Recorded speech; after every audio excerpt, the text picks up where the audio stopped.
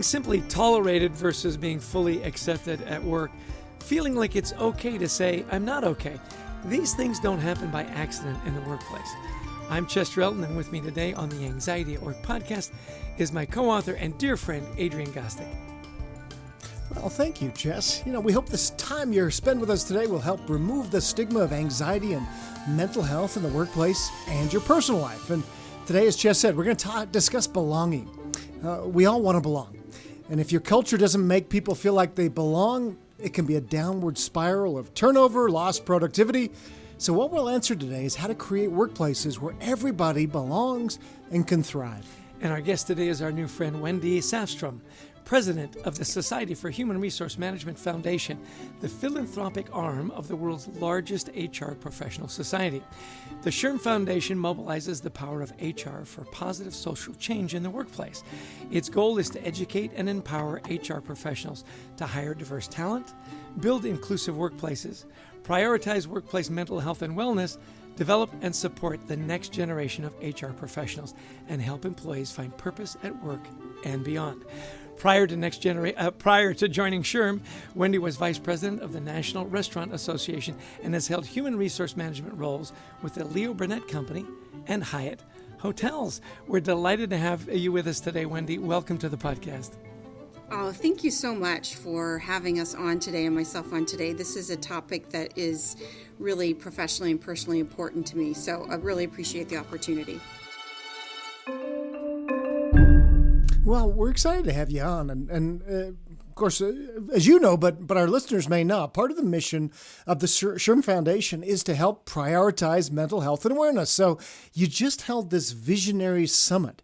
We were really intrigued by this. So tell us a little bit about what your takeaways were from hosting the summit. Yeah, we just held this large event in Chicago, and the Executive Summit was the first time that we've really worked with SHRM's Executive Network, which are senior HR level individuals, to put on a conference, and it was completely focused on workplace mental health and wellness and what you just mentioned, which is belonging.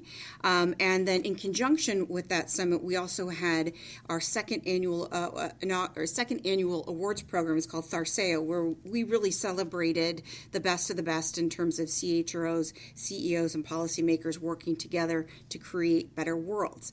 I took away really from the Visionary Summit that HR leaders, CEOs, folks in the C-suite, of which HR is a part of, really want to create inclusive workplaces. They really want to learn about how to create, and it confirmed with me that belonging and mental health go together when it comes to cultivating workplace environments. HR leaders have an opportunity, and I say an obligation, to care for those folks who are what organizations' greatest assets are considered to be, and that's its people. And HR professionals, people managers want people to feel like they're included at work and that they can address their mental health needs. This summit was the gathering of the right people at the right time, I think with the right audience. And all of the speakers, we had a variety of different formats. We had panels, we had individual speakers, we had inspirational stories from individuals. All of those real-life examples, I think, resonated with what the audience saw on the ground in their very own workplaces. And I think it was a really personal and professional experience for all who attended. And I walked away feeling good about the fact we created good content, a good community, and great moments for folks to learn and get to know one another. Wow, so it was just that. It wasn't like, I mean, that's a lot that you covered. That sounds amazing. Yeah, and those conversations sometimes can be tough, right? We talk about stigma and talking about workplace mental health and talking about anxiety and depression. And people on the panels and individual speakers, they were very real. They shared a lot of stories to the level of which they were comfortable doing. And I think it encouraged and allowed everybody to be just a little bit vulnerable. We find that so much, don't we, Adrian, that when leaders are vulnerable and tell their stories, it makes it safe for everybody else to tell their story. By the way, before I forget, I noticed that you worked at Leo Burnett. After my wife and I got married, her first job after we got married was at Leo Burnett in Detroit, Michigan. Yeah, on the Oldsmobile account, which dates all of us. Okay, That didn't work out at very least well. me. So I don't think you should share that part, Jess. I'll tell you what. I was in HR, right, and that can be a high stress kind of position. I was a recruiter. Talk about dating. I was a recruiter for Lear Burnett when they were getting their internet division started. So I was recruiting for positions that really didn't exist, right? So we were building some of the first websites. So talk about anxiety and stress. But it was a great place to work. Great place to work. Well, great segue into you just published your 2022 mental health report. Yep. So give us some highlights. What were some of the things that you found that you expected, and what were some of the things that were kind of surprising? So our amazing communications team pulled some statistics that I thought were largely intuitive, but also encouraging in that people are, again, heading in the right direction, in that 72% of HR professionals believe that mental health resources will help them attract new talent. I think especially as you see kind of the next gen of workers coming in to join places of work and get their own workplaces, they're more comfortable talking about the kinds of things we're talking about today, perhaps than folks who have more tenure in the professional working world. And so they're expecting and they're looking for organizations who offer, respect, and provide access to those kinds of resources. And 86% of HR professionals see mental health resources as an employee retention apparatus, which is great. But I think that even more surprisingly, given this belief, obviously this demonstrated belief that resources amongst HR, they believe in the value of these kinds of resources, only 32% of the HR folks that we talk to claim that their organizations are considering offering those resources and consider them to be a high priority, right? And another statistic related to that was how critical those benefits are to those evaluating potential employers, as I mentioned. So you've got 72% of HR professionals believe in it. They think it's a great recruitment and retention tool, but only 32% of HR professionals think that their organizations consider that a high priority. And when in fact 35%, which is over 1 in 3 people, believe that mental health benefits are more important than higher pay or salary. So people are looking at organizations, they're interviewing them as much as we're interviewing them, or us as much as we're interviewing them, and they're looking specifically for access to mental health benefits. That's a big gap. Yeah, you could drive a Mack truck through there, right? Huge gap. Yeah, and so getting to that one now, as I went through the report, and it's fascinating. If you haven't downloaded this, if you're an HR professional, do so because this is vital. So it said in there 78% of companies, organizations are offering or plan to offer mental health resources to the people. So from the Visionary Summit, from other things that you've seen, what have you seen that's working for organizations? Give us some things that maybe, if I'm sitting here listening as an HR professional, I can do right away that you've said, ooh, this is a good example. Yeah, well, many employers have been and are offering EAPs or employee assistance programs as a resource, which really helped when there was a shortage, of access to therapists, especially during COVID. And I think with telehealth and telemedicine, even though there is, and I was just in a conversation with a lot of folks who are really deeply concerned about the fact that demand for therapists and demand for professionals working in that field are slowly going to dwindle, and the demand is going to increase and the supply is going to dwindle. And that's something we have to keep our arms around. And 73% of those companies that I talked about that had EAPs offer EAPs. It's one thing to have an EAP. It's another thing for employers to have a really consistent way to assess mental health in their organizations. And so when their organizations are determining what's going to work or what their employees are looking for before they go and create and offer benefit packages or EAPs, the top 3 models that we found employees are using are employee engagement surveys, resource utilization, and attendance. People are really evaluating employees' attendance and linking that to challenges with anxiety, depression, and other issues linked to workplace mental health and wellness. The amount of money that's lost in terms of productivity every single year is staggering. And it's a great instance of both a business case. There's a business case for offering resources for employees just as much as it is the right thing to do for our people. Yeah, which links us to the next item on our list that we want to talk to you about, and that is economic vitality. Yeah. Through the pandemic, I mean, it just wreaked havoc. Companies went out of business. It highlighted mental health. Now, you've given some ideas there around how important it is to the bottom line. Can you synthesize that just a little more? Because when we go into organizations and we do a lot of executive coaching as well, we say, look, you can't have a healthy culture. You can't have a healthy team if you're not talking about this. And isn't it interesting that so often they still see it as kind of a nice to have? Exactly. Your report says, look, it's got to be a must have. So if you wanted to link the bottom line economic indicators that would really grab leaders' attention, say, look, mental health is going to impact this part of your economics of your company, and we can prove it. It's a straight line. It's not we all know it's a good thing to do, so let's just do it. Right. So this is the number that kind of blows my mind. At the World Health Organization estimates that $1 trillion has been lost due to anxiety and depression. And that's an annual figure. And if that doesn't grab business owner and operators' attention, they got some chunk of that $1 trillion is going out their door, or not necessarily coming in their door because of the challenges folks are having. And again, I kind of go back to what HR professionals are saying. 88% of them, according to our survey, believe that these resources can increase the productivity. So really try to counteract what's been going on as according to the World Health Organization.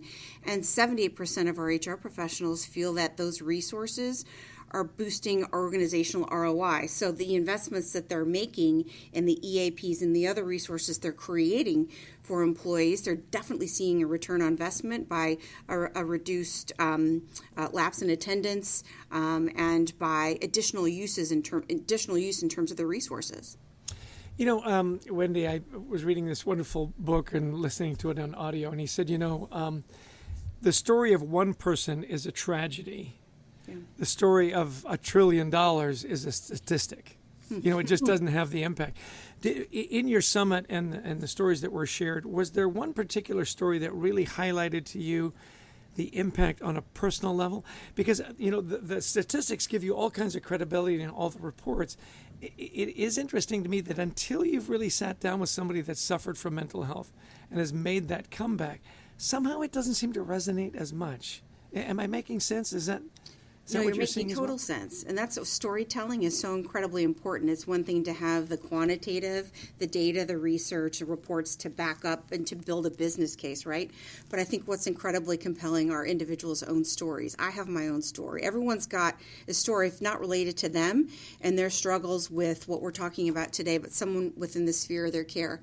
And I think my story was actually connected to some other folks who expressed or shared their particular story at the summit we had last year. We had our first summit on workplace mental health and wellness in New York City in 2021, and then our joint visionary summit this year. And what I found in very similar instances is, in my case, and the two individuals that were speaking that I'm thinking of, the difference that one person made in their lives, and that was their HR professional. And I'm not just saying that because I work for SHRM. It was they were going through some stuff, and they weren't sure where to turn. And they were, as was I, worried about confidentiality, what will people think. And we all, myself and the other two individuals who described their own story, needed a break for lots of different reasons. And if it had not been for the HR person, and actually I talked to my people manager first and said, what do I do next? And she said, here's who you need to go talk to. If it had not been for the level of care and empathy and discretion and literal hand-holding through the process, there's benefits. You have to be your own advocate when it comes to healthcare. I don't know what would have happened. And so what I heard consistently is the difference that HR professionals and or people managers made in one's individual lives and the impact that it had moving forward. Because a couple of years, actually, I had someone that worked for me who came to me and said, going through a bunch of stuff, I don't know where to turn, I'm afraid to go talk to HR, I'm afraid of confidentiality, and I don't understand all the benefits. And I remembered who had taken really great care of me in the past.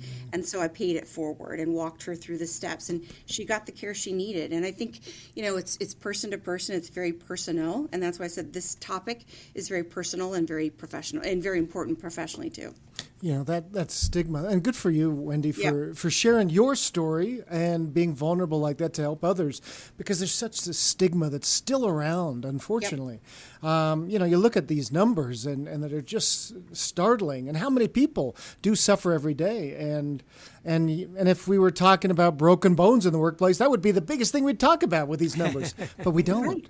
So Right. How do people learn a little bit more about the SHRM Foundation, Wendy? Where would you point them? I would point them to our website, and it's www.shrmfoundation.org. And workplace mental health is certainly one of the components that we have. We've got training for HR professionals. We also curate other resources. We've got recaps from both the summit we had last year and this year's Visionary Summit. And it's a living, breathing thing, and we're constantly adding content to that. We also have other information that link to the work that we do, Untapped Pools of Talent. Certainly, we're helping HR professionals learn more about skill building and how to use that as a resource and tool, and certainly developing the next generation of HR professionals. I may not see this in my lifetime, but I'd love to create a world where HR professionals, where diversity, inclusion, engaging in workplace mental health and wellness, where that's table stakes, right? Yeah. And so we have a really cool opportunity to invest in that next gen of HR professional, to diversify the kinds of people that pursue that profession and really get them from the ground up, right, about how important these topics are, not only today, but for tomorrow. I love that. So why, I want to come back to this gap that we talked about earlier. Yeah. And we know it's important, but maybe we're not doing as much as we can. So what are the barriers to organizations doing more for the mental health of their employees? What are you seeing? Back to that research report, about 30% of the folks that we surveyed were unsure in terms of what kind of benefits to provide, right? 25% of organizations thought that they didn't have the resources, on top of not knowing what else or what to go out and secure to support their employees' mental health. And I heard a phrase the other day, there's a lot of noise, not enough music. And I think there are something like 400,000 apps that are out there in the market today, some free, some not free, everything from meditation to, strengthening one's mental self to yoga apps. And I think that often folks can get overwhelmed, especially since this topic has become so popular and so many people are focused on it. The marketplace is flooded with solutions, right? And I think HR professionals are overwhelmed along with everything else they've got going on, right? I think that finding the right place to start, understanding your organization's kind of state of readiness in terms of how willing and open is your organization? What kind of benefits do you have now? If you do have resources, how fully are they being utilized or not? And really doing a really deep analysis of their current space will help prepare and kind of get folks focused on what to look for next. And we're working on a really cool mental health playbook that we think is going to help folks walk through that. Everything from evaluating your state of readiness within your organization to evaluating whether or not the time and energy and the money you're spending on those resources is having an impact in a positive way on their employees. So I encourage folks to stay tuned to our website because we'll be launching that the next month or so.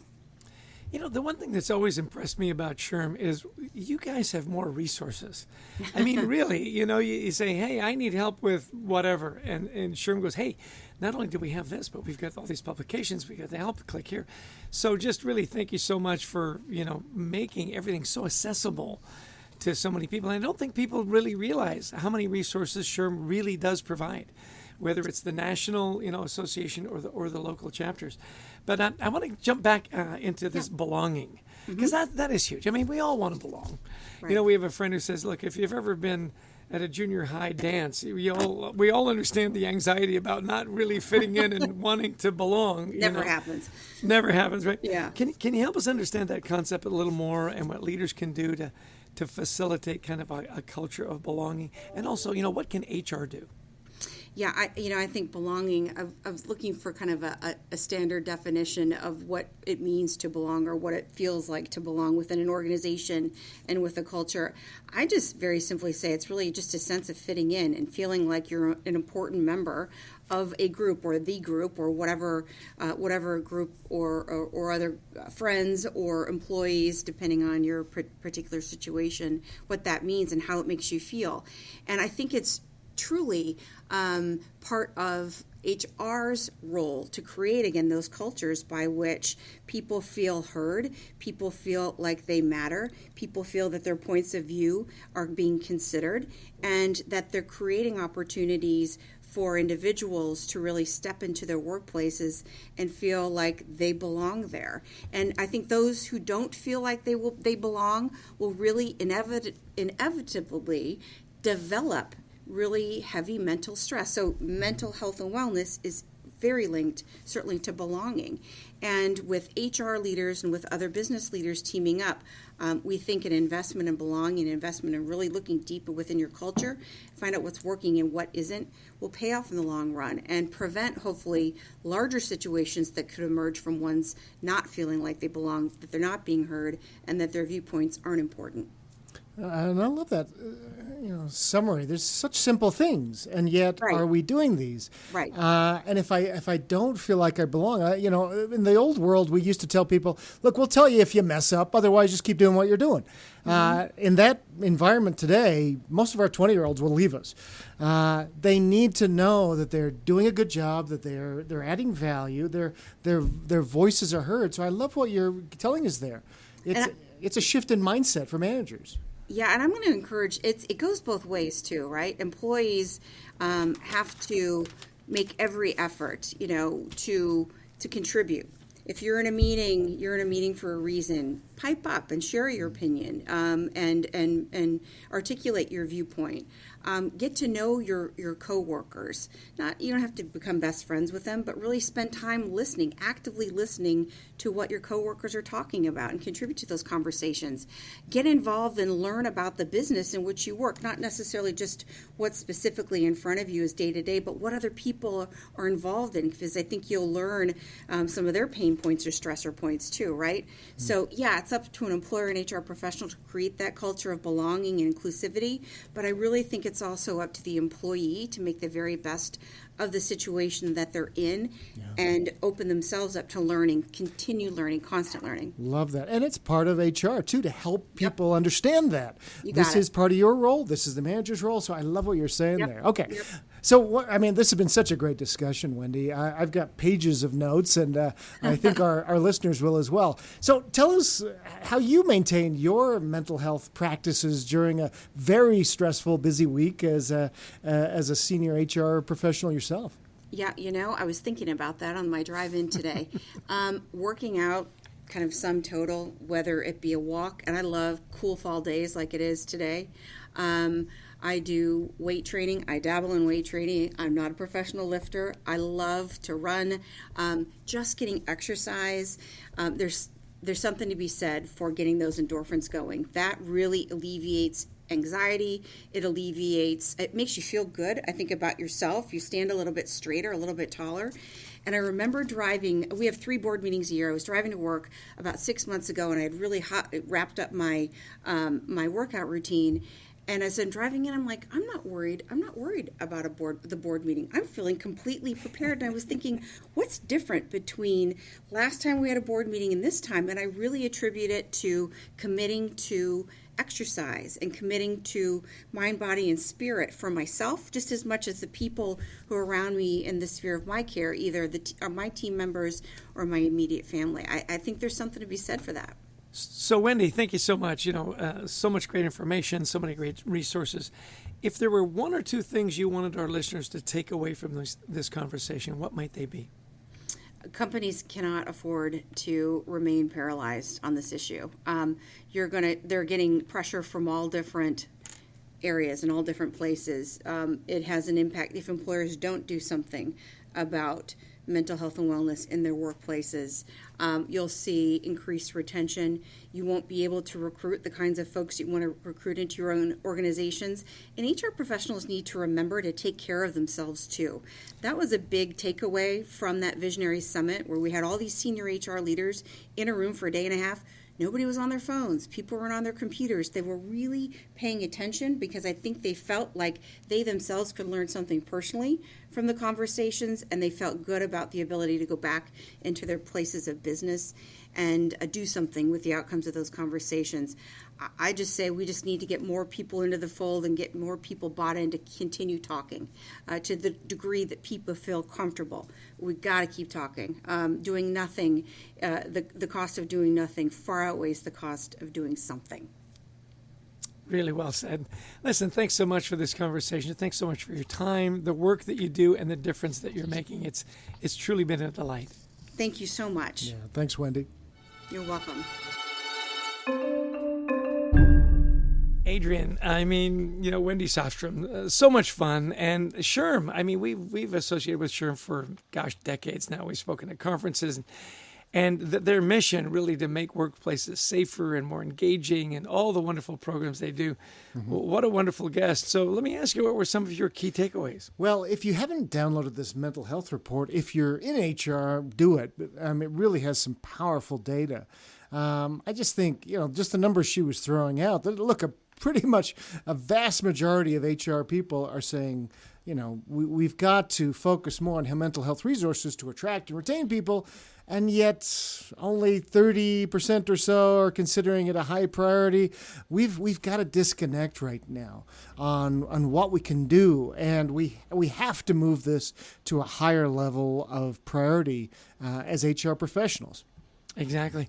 She did talk about the shortage of actually how many counselors there are. And now, she makes a great point with telehealth and telemedicine. There's really no excuse not to offer it. 70% of companies have an EAP program, and you and I both know that very few employees actually use those programs.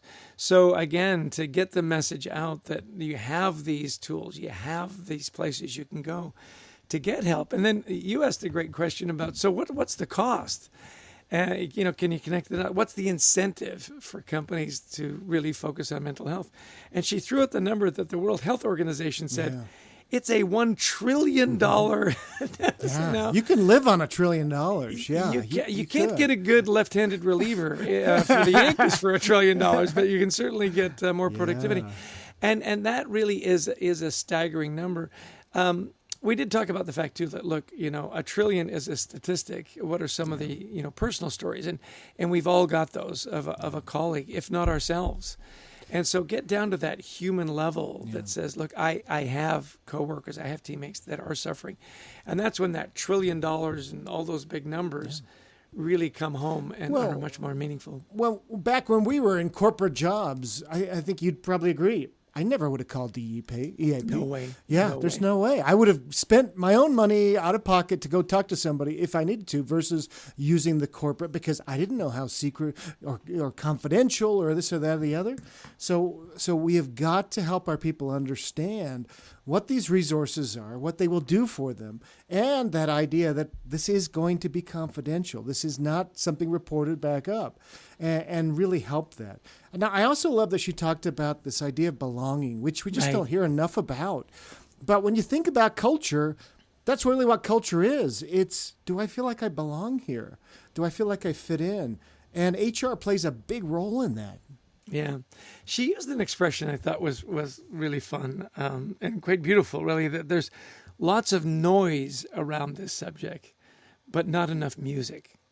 That we've got programs and we've got stuff and we're not really sure what to do with it. Let's get past the noise and get to the music, to the point so that we can all feel like we have a place that we fit in. And, you want to talk about anxiety levels. It's when I don't feel like I fit in, I don't feel like I belong.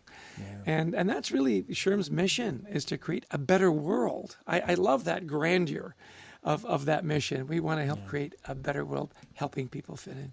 Yeah, one of our last suggestions would make every effort to get to know your coworkers, get to know their stories, but more importantly, maybe their point of view. are we asking enough questions? And speaking of questions, our next guest on the podcast will be Michael Bungay Stanier, who is the author of The Coaching Habit, brilliant coach of coaches. And if you haven't read The Coaching Habit, you're one of the few people who hasn't, and really has some interesting take on how we ask better questions in our organization, doesn't he, Chess? Yeah, and he talks about how he manages his mental health. And my last takeaway from Wendy was when she talks about her mental health, that her routines are around mind, body, and spirit. And I love that, addressing all the different parts, getting a workout, taking time to meditate and taking time to be spiritual. But I'm with you. MBS, as we like to call Michael, is a delightful guest. If you've got a takeaway from here, please, share this podcast with friends and family and tune in for Michael Bungay Stanier. He is a delightful guest. And of course, gratitude plays a big part in managing your mental health and so on. And we are so grateful for our wonderful producer, Brent Klein. We say he's the greatest producer in the virtual world. And we truly believe that. He makes all this mess sound good and make it engaging. But he's not virtual. I mean, he is an actual live human being. He's a real flesh and blood. Yeah. And Christy Lawrence, who finds us these amazing guests. I mean, we couldn't do it without her. What else have we got to wrap up here, Adrian? If you like the podcast, please share it. And also visit thecultureworks.com. That's where we have a lot of free resources to help you and your team and your culture thrive. And we love speaking to audiences around the world, virtually or in person, on the topics of culture, leadership, teamwork, resilience. So give us a call. We'd love to talk about your event. Yeah, and just in closing, buy our books, buy our books, buy our books. We've written Leading with Gratitude, All In. Of course, Anxiety at Work. We'd love for you to buy the book and give us a 5-star review on Amazon. That's my plug that our publishers make us say. So have a wonderful week full of wonder and joy and curiosity. Take care of your mind, body, and spirit. And we hope our podcast has helped you have a little better mental health than you had maybe before you listened. Take care and be well.